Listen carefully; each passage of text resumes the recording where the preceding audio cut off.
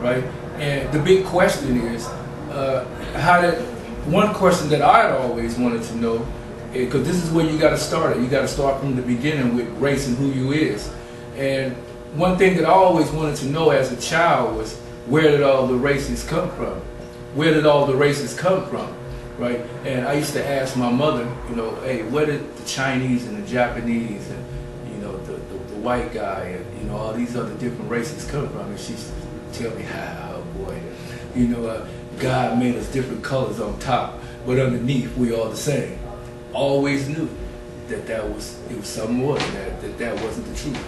All the years that I went to public school system, I was raised in a public school system. I had a couple of years of private schools, Christian school.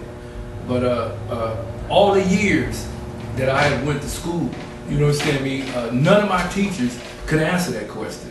I was born and raised in the church, the Christian church. You know, I was in church 7 days a week. I went to a Christian school Monday through Friday. Saturday I had a Ursha board and a choir rehearsal, and Sunday was church. You know, so I asked the question to my preacher, you know, where do we come from? And he couldn't answer. You know, he gave me the same answer my mother. You know, all my counselors, you know what I mean, sociologists that I talked to, psychologists, none of these cats could answer these questions. You know, but this question is, and what never answered to me until, unfortunately, I caught a case and went to state penitentiary, right? And I ran into those gorillas, you know what I mean? And those gorillas taught me, you know what I mean, what I have been trying to find on walking around in society my whole life. And my reality is that it's a long story, I can't get into it now, but the reality is that the black man in existence, he is the oldest man in the world. And that he built the pyramids, he built he had the first religion, he had the first science, he had the first medicine. And when you break all this stuff down, you understand me, and you put it in perspective to where, okay, well, who am I, you know, as a black man? What's the difference between me and the white man? Who's the next one up the ladder? But to this day, ain't over 25,000 years old. A lot of people don't know that the white race ain't even 25,000 years old. But yet you got the black race that's 3-4 million. How the hell that happened, Captain? You know what I mean? And there's an explanation to explain all that. And there's an explanation to explain our reality and how long we've been on the face of the earth and our contributions to society and what we have been doing. And once you educate kids from this perspective, then you will have a generation that's growing up to be somebody.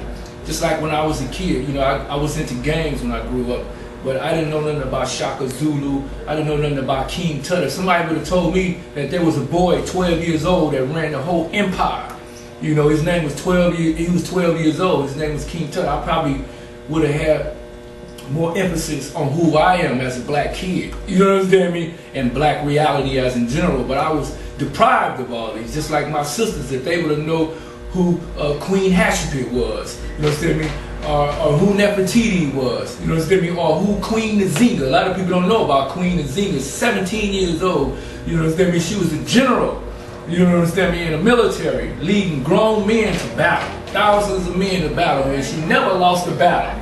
At 17 years old, she never lost a battle. Now, if other sisters knew about this, then our reality would be different than what it is now. It's like I said, we got this false capitalist identity because of this is the society that we in right now. And this is the society that leads to our death. This is what leads to black genocide. This is what the reason why all these drugs are being pushed up in our community, all these prisons are being, is because it's either for us to either deal with their reality, you know what I'm saying, or accept this false reality, because they're gonna straight up whitewash us. And so this is like a 2 or 3 part lesson, because this history, you know what I'm saying, go on and on and on and on to the break of dawn. But I really want to get back. I'll come back later in another show, and I would tell folks exactly how the black man turned into white. You know what I'm saying? And how the Chinese came from everything else, and how the Mexicans and so forth and so on. And so that's what the next lesson is going to be about. Well, right on. Thank you. Thank you. I really appreciate that.